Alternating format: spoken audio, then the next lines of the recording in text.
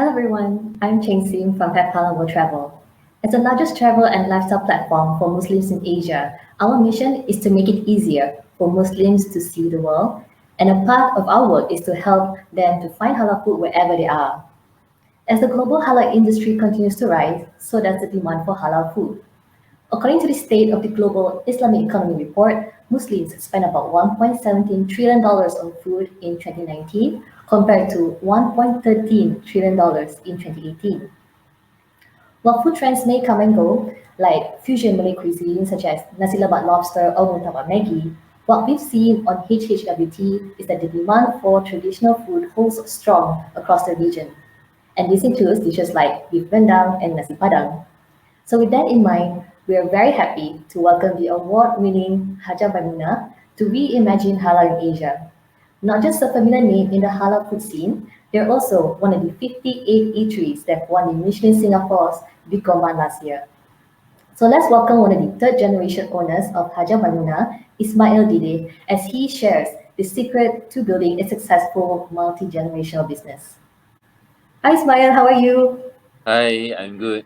So happy to have you here. Yes. Thank you. It's a pleasure having being Thank invited. you. Okay, so we're very excited to learn more about your journey in the family business. But before we begin, can you tell us more about Haja Maimuna? So, Haja Memuna is a restaurant that serves nasi padang, or what Mm-hmm. Singaporeans call nasi padang. When Singaporeans say nasi padang, it's not exactly the same as what Indonesians would refer it to, because nasi padang for Indonesians is a type of cuisine coming from the Padang area. But in Singapore, when people mention nasi padang, they actually are referring to people who are to stores that sell traditional Malay and Indonesian cuisine. So I would say like most Singaporeans would uh, compare it to more like Indian mixed rice or chai peng, like Chinese mixed rice. So it's Malay mixed rice in Singapore.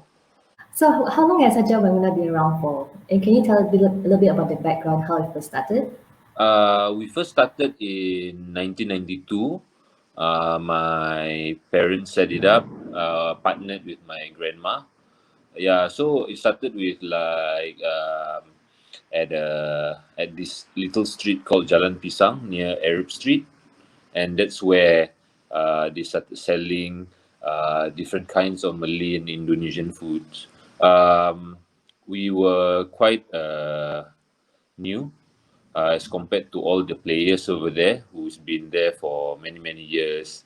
They're pretty well known, and we are like the newcomer back then. To know. So I think when it comes to talking about journey in family business, I think it's best to start with some of the sacrifices that we have to make, especially when it comes to for entrepreneurs, especially. So whether we're starting a new venture or building a successful business, there are sacrifices that we need to make. So my first question to you is, what were the sacrifices that you had to make while growing Haja Maimuna as a family business? Well, I think what we'll talk about more is at Hajamima's infancy, the sacrifice that my parents had to make. Because I being like the next generation, it's not, I can't compare to their sacrifice. Um, so, how it all started, right, is my Haja Mimuna is actually my grandma's name, and my grandma was a well-known sheikh, or some a leader for people, for to bring people for pilgrimage for Hajj and Umrah. So this was back in the 60s, 70s. She started around there, and not only was she known for doing that part of the business, she also has a catering arm that provides these people who will mainly come from Malaysia, Singapore, and Indonesia to go to Hajj. So because they are more accustomed to uh, their own traditional foods, mainly Malay and Indonesian foods. So she would actually bring some of her own cooks as well as herself to cook in Saudi Arabia. and that's how people got to know her cooking skills. So when my mom was old enough, uh, naturally she was there to help my grandma. But for a very long time, it wasn't really her cup of tea. She's doing it more for the legacy of my grandma, and she continued to try to do that, but she has always leaned more towards F&B. So eventually, my grandma um, kind of recognized that that's what she wants to do, so allowed her to delve into this side of the business, into this industry, but still she had to continue working on my grandma's business, which is the travel agency, doing Hajj and Umrah. Uh, and I think it was very tough for her because she was doing something that she felt responsible to do, and she had to also pursue what she wanted to do, which is the F&B business. The travel business was something like a responsibility because she's like the only child, and the F&B business because of her passion. So eventually, when my grandma passed away, she it was very painful for her, and the thing uh, that my grandma one of the things my grandma left to her was the company, the travel business, in which she carried on to run it for a few more years, but eventually she had to give it up because she had to focus, and that means she had to leave behind something to move forward with something else. That's one huge sacrifice that she had to make. Mm, Another sacrifice that I would say my mom had to make was time, time with family. One of the she had to work very long hours. My mom and dad. My dad was also part of the travel business. That's actually how my mom and my dad met. My grandma knew him and they got matchmade together. So he too sort of left the travel business for the food business. Um, they spend a lot of time in the business. They would be up by 3 a.m. They'll be back home by 7 p.m. We hardly saw them. Um, and I think that's one big sacrifice that they made. Time away from children, time away from family, spending a lot of hours at work.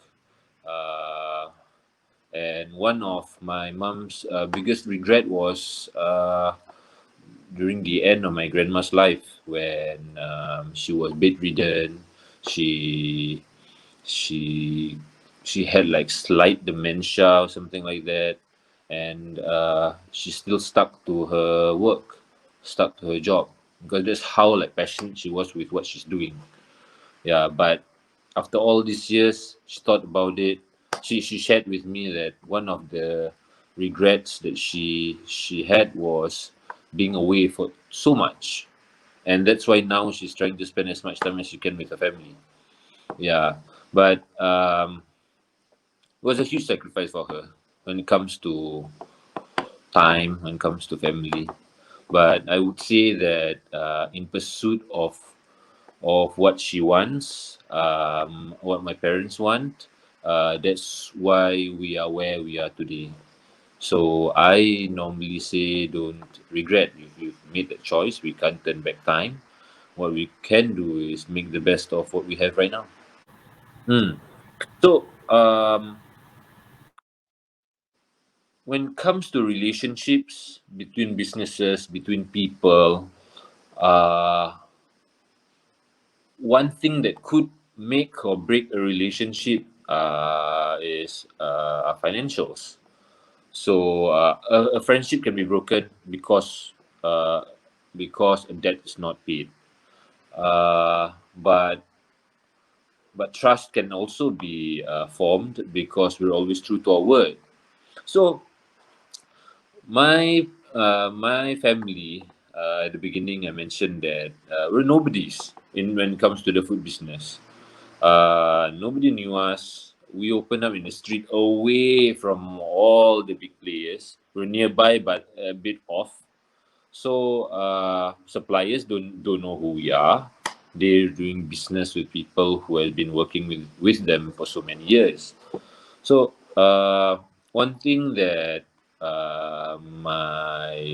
my family have learned from my grandma is that pay everything in cash. Show them that your financial strength. Show them that you can keep your promise. So uh, there was a time in the early years when uh, but so I'm dependent on the reputation that has been set up by my parents. Yeah. So the biggest learning lesson here, which we still practice today, is that when it's time to pay, pay. No excuses. It's not their responsibility to chase after us. Pay them their rent, pay them their credit, pay them their salary. It's what they deserve. And as long as we continue to do that, that trust is maintained. So besides building relationship with your suppliers, I think branding is also an important part in like creating products or services that are recognizable to consumers. So how do you build Hajjah Maimuna as a recognizable brand? Hmm.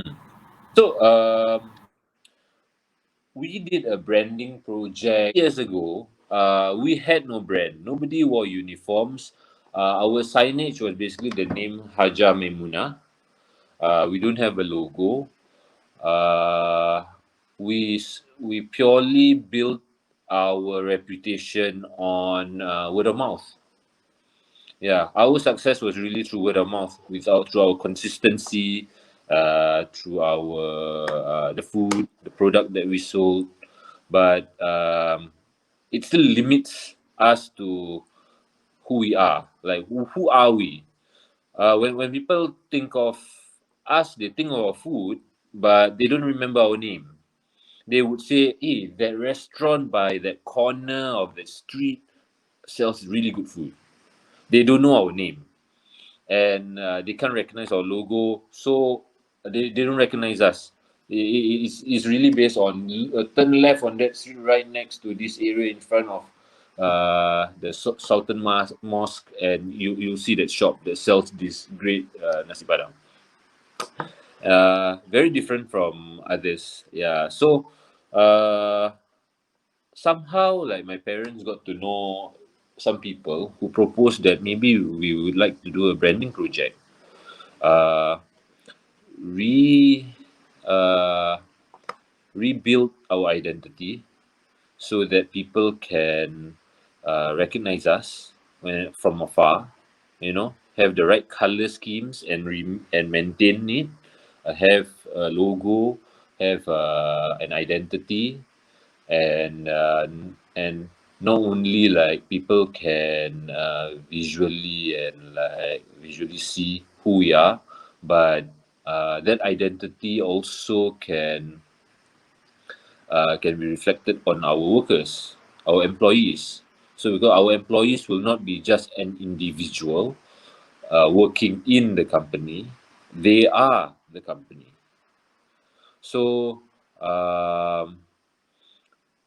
with those consultants, and it was not a small project. It was tens of thousands of dollars that was invested on something that we weren't sure was going to work. But that's the beautiful thing about my parents. They were willing to take risks. They were very open minded. I mean, those aspects of them was also the reason why they went through a lot of failures.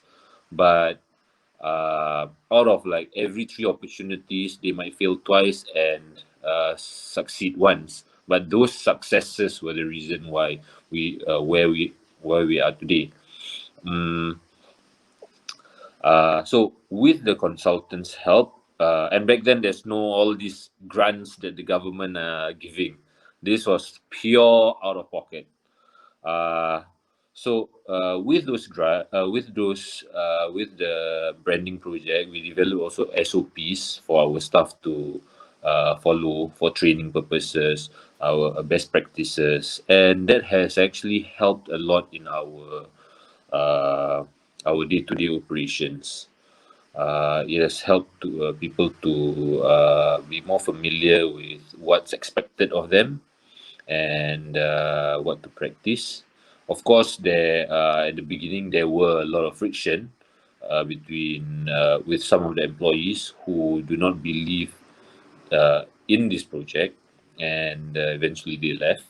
But most who stayed, uh, some of them are even still with us today. Some of them retired because somehow like that branding also developed a certain loyalty uh, that for them to us, and and I really appreciate that this has happened, and we continue to develop, evolve based on this. Yeah. It's interesting to hear that most of your employees also stay till they retire. So how do you actually maintain like a good employee-employee relationship in business, I especially? think one of the things that we do is we continue our relationship. I wouldn't say we are the best paying employer. We our pay is quite competitive, but we're not the highest. Our employees are not the highest paid employee in Singapore. But what we do provide is an environment, a family type of environment where everyone are friends, everyone's family. They come to work happy. Everyone knows each other. Um, we've had employees who met there and got married.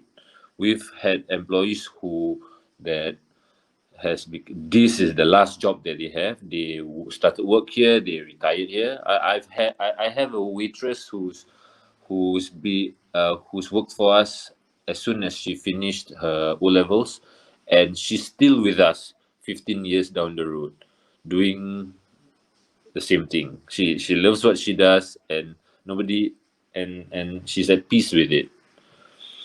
We've got cooks that way, we've got servers that way, we've got administrative that way. I think the reason why we are so stable is because our employees stuck with us through the hard times, through the good times. They are with us. So, there's a lot. The chemistry is pretty good there. Yeah. One of the reasons maybe why we do that is also career progression. We provide incentives. But the main thing is the environment.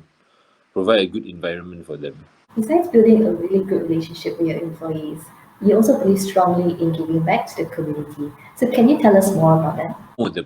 He knows the pain and hardship of going through poverty, and it's something that instilled in us where being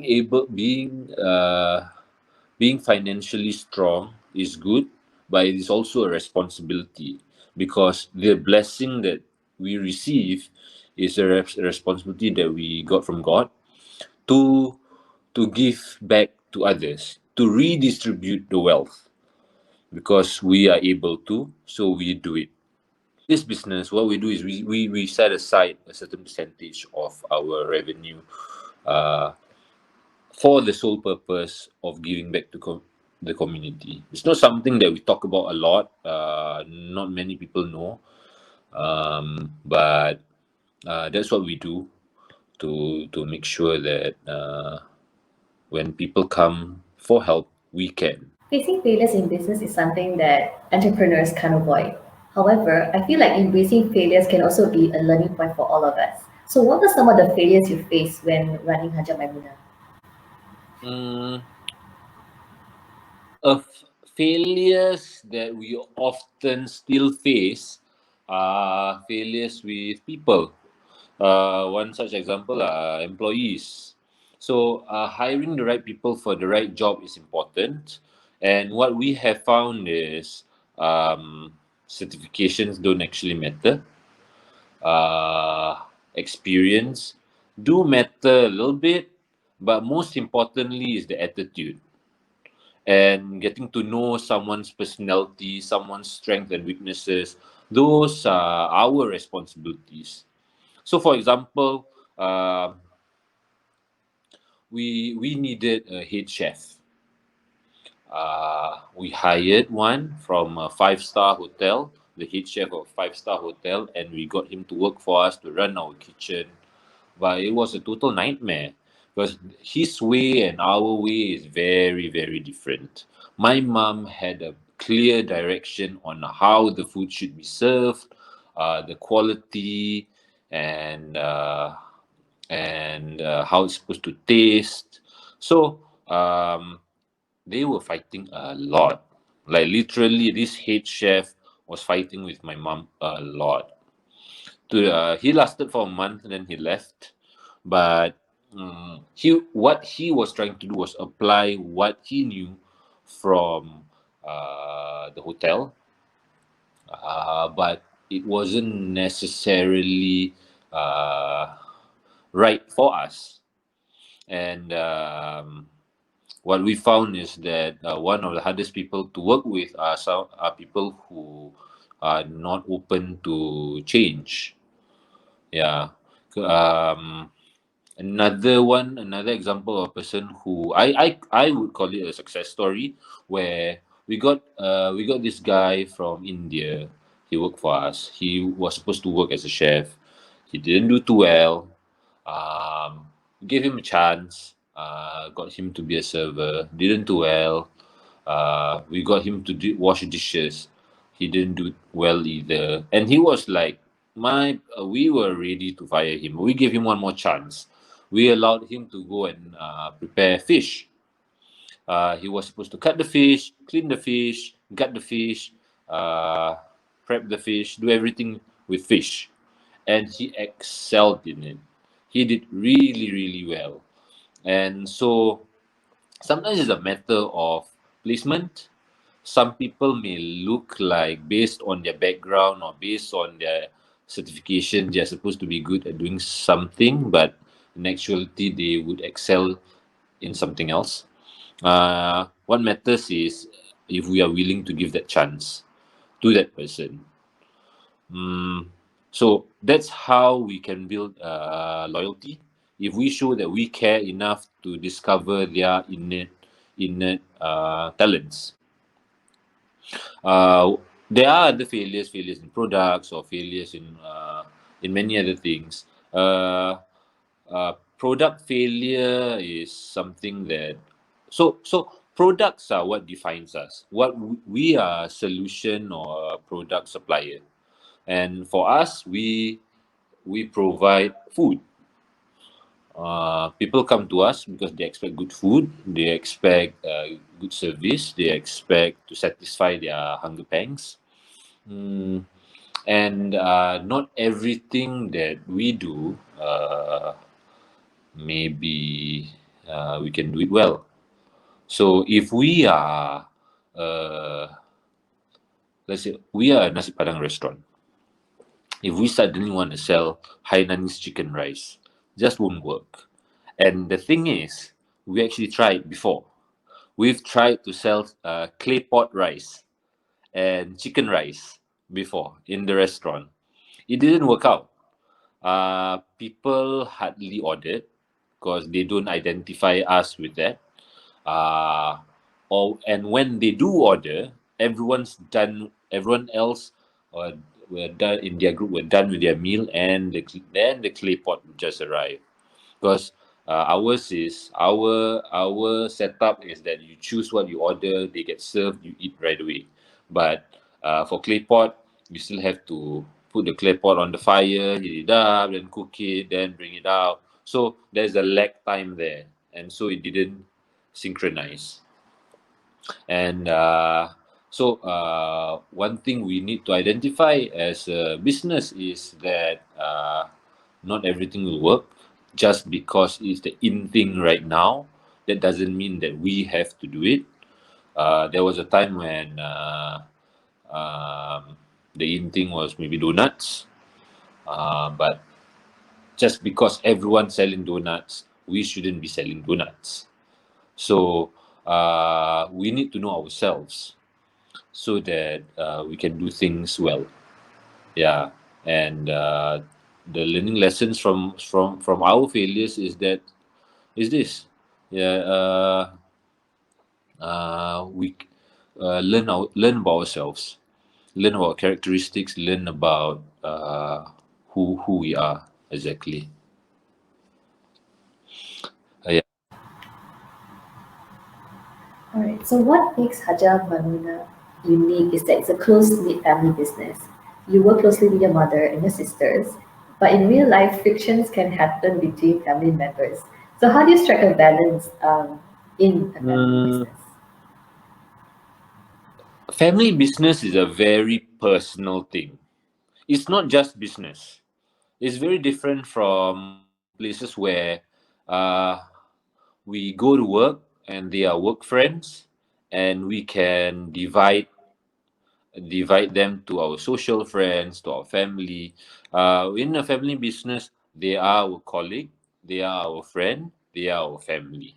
So some of these frictions do come back home, and it takes conscious effort to make sure that we would still be okay. Uh, so how do we make it okay? Is basically by making it a part of our life. The business is not work. The business is our life. Mm, it's part of what we do and who we are. It's an activity that we do together, and friction, fights, arguments, they're normal, especially. But what we need to bear in mind is that all of us have the same good intention, that this is our rice bowl and we need to do it for us. Yeah, and we shouldn't allow it to affect our relationship, because at the end of the day, the relationship is the important part. But of course, uh, because it's a family business, all